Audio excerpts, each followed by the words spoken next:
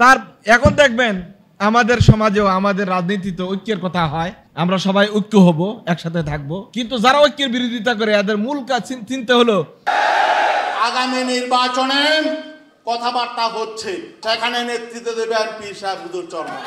আমরা মনে করি যতদিন পর্যন্ত আহলে সুন্নাত ওয়াল জামাতের আকীদা জামাত পোষণ না করবে ততদিন পর্যন্ত গোটা দুনিয়া সমাজই জামাত করে, কিন্তু চরমনাইওয়ালার জামাত করবে না। আমাদের কওমি আর কিছু লোকদেরকেও অর্থের বিনিময়, স্বার্থের বিনিময়ে বড় করিয়া নিছে তাদেরকে, জামাতের সাথে ঐক্য করে। এতে গুলি দেন, ফাঁসিতে ঝুলান, যা ইচ্ছা তাই করেন, মোর্শেদ বলেন, কাফের বলেন, বেঈমান বলেন, দালাল বলেন আর যাই বলেন, যতক্ষণ পর্যন্ত আমাদের আকাবেররা জামাতের ব্যাপারে, আকীদার ব্যাপারে, আমলের ব্যাপারে যেই কথা বলছে ওই রুজাত না করা পর্যন্ত আহলে হক কোনোদিন তাদের সাথে ঐক্য করবে না। মাকজুব আলাই যেখানে লাগবে, যার সাথে লাগবে, যেই গমের সাথে লাগবে, যেই দলের সাথে লাগবে, যেই অঞ্চলের সাথে লাগবে, সব ধ্বংস হয়ে যাবে। আলিয়া মাদ্রাসায় একটা ছেলে জামাত কাজা করতো না, কোন আলিয়ার মধ্যে সহশিক্ষা ছিল না, কোন আলিয়ার ছেলেরা দাড়ি কাটতো না, দাড়ি ছাড়তো না। এই জামাত যখন আলিয়ার মধ্যে ঢুকছে সব শেষ হয়ে গেছে। আমি কওমিয়া লোকদেরকে বলবো, একটু মজা মজা লাগে জামাতের সাথে ঐক্য করতে, যদি জামাত ক্ষমতা যায় প্রথম কওমিয়া মাদ্রাসা বন্ধ করে ভাষাকে। আমি তো চাইছিলাম চিফ লিডার হওয়ার জন্য, অমুক দলের জন্য, অমুকের জন্য, অমুকের জন্য, মনে হয় হইতে পারতাম না, হাত ছাড়া হয়ে যেতেছে, তাইলে ঐক্য করা যাবে না। তেমন বাচনভঙ্গি, মানুষকে মিনিমাইজ করার, আত্মস্থ করার ক্ষমতা তার মধ্যে অনেক বেশি ছিল। এখন সেই দুই দলকে বুঝাতে পেরেছে। দুই দল বলতেছে ঠিক আছে, আপনি যদি আমাদেরকে লিডিং দেন, আপনি আমাদের নেতা হন, তাইলে আমরা আর মারামারির দিকে যাব না, ইনশাল্লাহ আমরা সবাই এক হয়ে যাব। এই কথার উপরে একমত হয়ে তারা তার হাতে বাইয়াত নিবে। এই উদ্দেশ্যে তার জন্য একটা, ওই যে তাকে মদিনার রাজা হিসেবে ঘোষণা দিবে, এই জন্য তার জন্য রাজকীয় যেই টুপি বানানো হয় ওরকম একটা টুপিও তারা তৈরি করেছে, স্বর্ণের মাথায় এটা দিবে, একটা অনুষ্ঠান করে আনুষ্ঠানিকভাবে। দুর্ভাগ্য হলে আর যা হয়, যেই দিন তার এই মাথায় মেডেল দেওয়ার কথা, এর মাত্র ৩-৪ দিন আগে নবী মুহাম্মদ রাসূলুল্লাহ সাল্লাল্লাহু আলাইহি ওয়াসাল্লাম মক্কা থেকে মদিনায় হিজরত করে গেলেন। এখন আশাই গুরিবালি, মদিনার নেতা হয়ে গেছিলাম, মদিনার লিডার, চিফ লিডার হয়ে যাওয়ার কথা, হয়ে গিয়েছিলেন, মাত্র এই কয়েকদিনের ব্যবধানে আশায় গুরিবালি, আর নেতা হইতে পারলেন না। তাইলে এটা কি মেনে নেওয়া যায়? বুঝেন না, এটা কি মেনে নেওয়া যায়? হয়ে গেছিলাম রাষ্ট্রপ্রধান, এই মোহাম্মদে এসে যত ভেজালটা লাগাইলো, এখন আমার এই পুরা প্ল্যানটাই এলোমেলো করে ফেলেছে। এইটাই ছিল আব্দুল্লাহ ইবনে উবাই ইবনে সালুলের রাসূলের বিরুদ্ধে অবস্থান নেওয়ার মূল কারণ। মূলত আল্লাহ রাসূল কোনো সন্দেহ নাই, এটাও সে মানে, সবাই মানে, কিন্তু নেতৃত্ব হারানোর কারণে বিরোধিতা করেছে। এরকম লোক এখন আছে না নাই? আছে না নাই? তার এখন দেখবেন আমাদের সমাজেও আমাদের রাজনীতিতে ঐক্যের কথা হয়, আমরা সবাই ঐক্য হব, একসাথে থাকবো, আমি কোন দলের কথা বলছি না, কিন্তু যারা ঐক্যের বিরোধিতা করে এদের মূল কাজ চিনতে হলো আমি তো চাইছিলাম চিফ লিডার হওয়ার জন্য, অমুক দলের জন্য, অমুকের জন্য, অমুকের জন্য, মনে হয় হইতে পারতাম না, হাত ছাড়া হয়ে যেতেছে, তাইলে ঐক্য করা যাবে না। রাসূল মদিনায় যাওয়ার কিছুদিন আগে আউস এবং খাজরাজ গোত্রের লোকেরা বছরের পর বছর যুদ্ধ করার পর তাদের মধ্যে একটা বুঝ আসছে যে না, এইভাবে আর চলতে দেয়া যায় না। শিক্ষা শেষ, সংস্কৃতি শেষ, শান্তি শেষ, বসবাসের মতো একটা অনুপযোগী জায়গা হয়ে দাঁড়িয়েছে মদিনা আমাদের আউস এবং খাজরাজের দুই গোত্রের মারামারির কারণে। সুতরাং আমরা আর এখন মারামারি করব না। অনেকদিন পর্যন্ত যুদ্ধ করে 90-100 বছর পর্যন্ত এখন এই বুঝ আসছে যে এখন আর মারামারি করা ঠিক না। তাহলে এই মারামারিটা বন্ধ করবে কে? এই বন্ধ করার জন্য তারা আব্দুল্লাহ ইবনে উবাই ইবনে সালুল, মুনাফিক সর্দার, তাকে তারা বাছাই করেছে। আব্দুল্লাহ ইবনে উবাই ইবনে সালুল ঠিক কোয়ালিটির দিক থেকে, তার নেতৃত্বের কোয়ালিটির দিক থেকে আবু জাহেলের এটা ছিল একটা ফটোকপি। বুঝাইতে পারছে কিনা? আবু জাহেলের পুরাপুরি ফটোকপি ছিল আব্দুল্লাহ ইবনে উবাই ইবনে সালুল। যেমন লম্বা, তেমন সুন্দর, তেমন বাচনভঙ্গি, মানুষকে মিনিমাইজ করার, আত্মস্থ করার ক্ষমতা তার মধ্যে অনেক বেশি ছিল। এখন সেই দুই দলকে বুঝাতে পেরেছে। দুই দল বলতেছে ঠিক আছে, আপনি যদি আমাদেরকে লিডিং দেন, আপনি আমাদের নেতা হন, তাইলে আমরা আর মারামারির দিকে যাব না, ইনশাল্লাহ আমরা সবাই এক হয়ে যাব। এই কথার উপরে একমত হয়ে তারা তার হাতে বাইয়াত নিবে।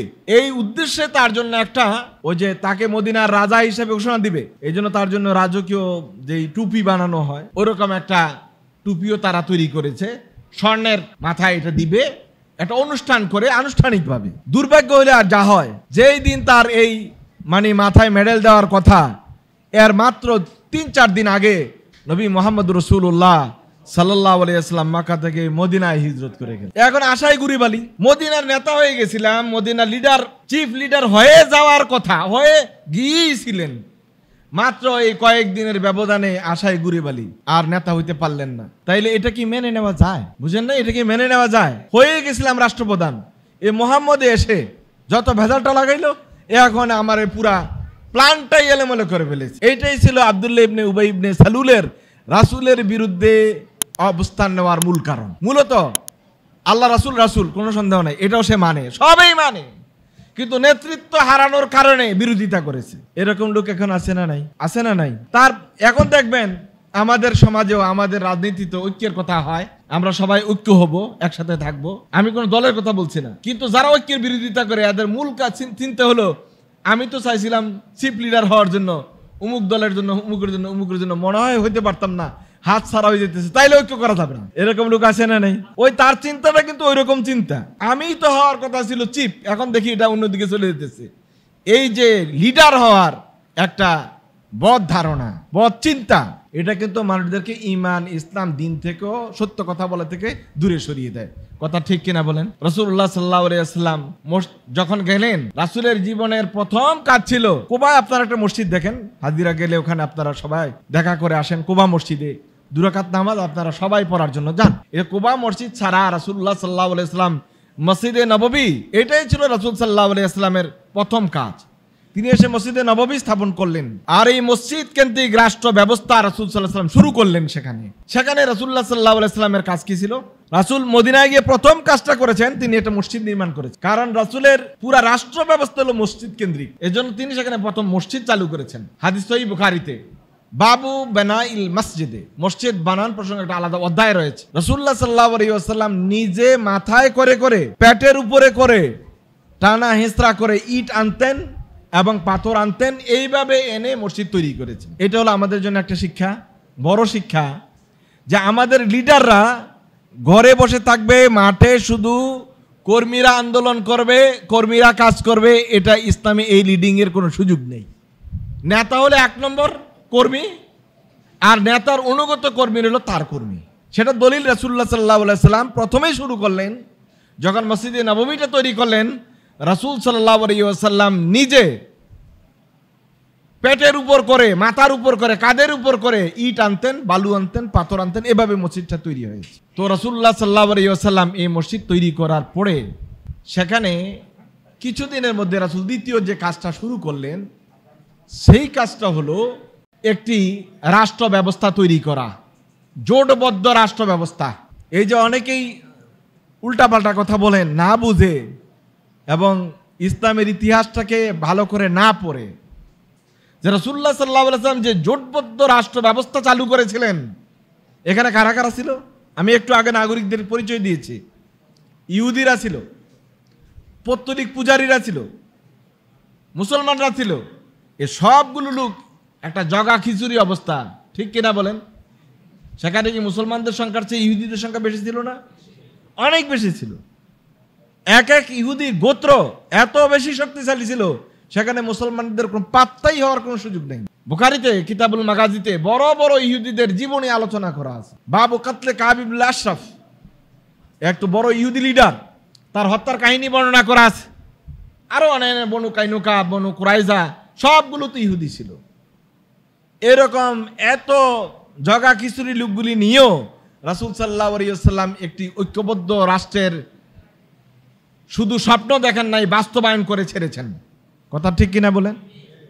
রাসূলুল্লাহ সাল্লাল্লাহু আলাইহি ওয়াসাল্লাম সেই রাষ্ট্রে প্রথম যে ঐক্যের ডাক দিয়েছেন, সেটা হলো মদিনা আক্রান্ত হলে ইহুদি বুঝি না, মুসলমান বুঝি না, পৌত্তলিক বুঝি না, সবাই আমরা মদিনাকে রক্ষা করার জন্য একসাথে থাকব।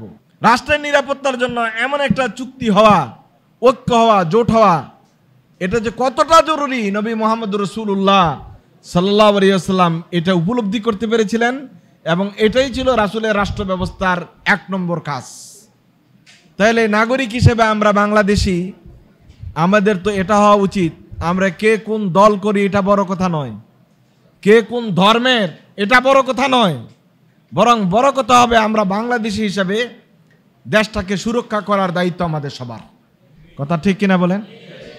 এই যে নীতি কথা, এই যে আদর্শ, এটা নবী মুহাম্মদ রাসূলুল্লাহ সাল্লাল্লাহু আলাইহি ওয়াসাল্লামের শেখানো।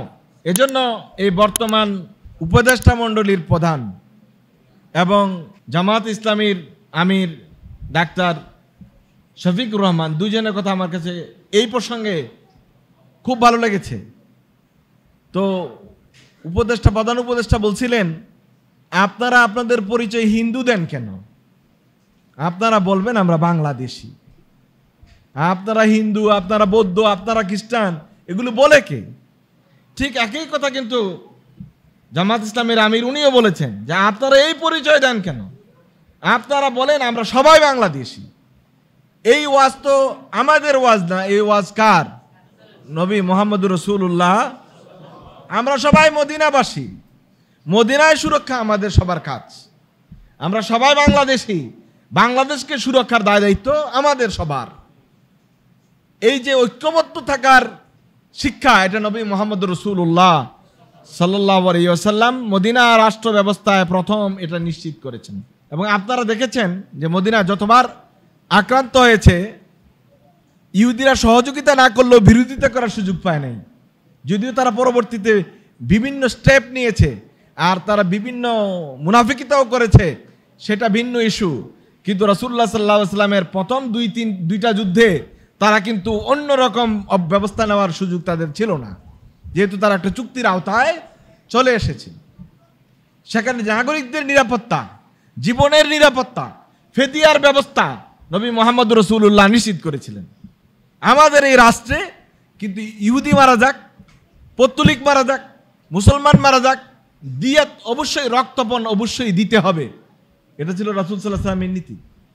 এজন্য বলা হয়, ঐতিহাসিকরা বলেন, গবেষক বিশ্লেষকরা বলেছেন, পৃথিবীতে যতগুলো চুক্তিনামা তৈরি হয়েছে, সবচেয়ে আদর্শিক চুক্তিনামা ছিল নবী মুহাম্মদ রাসূলুল্লাহ সাল্লাল্লাহু আলাইহি ওয়াসাল্লামের মদিনার সনদ, ম্যাগনা কার্টা অফ মদিনা। মদিনার যে সনদ, এটার মতো উন্নত কোন রাজনৈতিক ঐক্যবদ্ধতার চুক্তি পৃথিবীতে আর দ্বিতীয়টা দেখা যায় না। তো আমরা সবসময় রাসূল সাল্লাল্লাহু আলাইহি ওয়াসাল্লামের মক্কি জিন্দেগির উপরেই থাকবো, মদিনার জিন্দেগি আমাদের দরকার নাই, তাই তো নাকি? তো সব সময় রাসূলের মিলাদ নিয়ে থাকবেন, ইয়া নবী সালাম আলাইকা নিয়ে থাকবেন। আর রাসূলুল্লাহ সাল্লাল্লাহু আলাইহি ওয়াসাল্লাম রাষ্ট্র ব্যবস্থা, যুদ্ধ ব্যবস্থা, কৃষির ব্যবস্থা, শিক্ষা ব্যবস্থা, অর্থনীতির ব্যবস্থা কি করেছেন, এগুলোর দিকে কোনো নজর দেওয়ার দরকার নেই। এটা নাকি মুসলমান?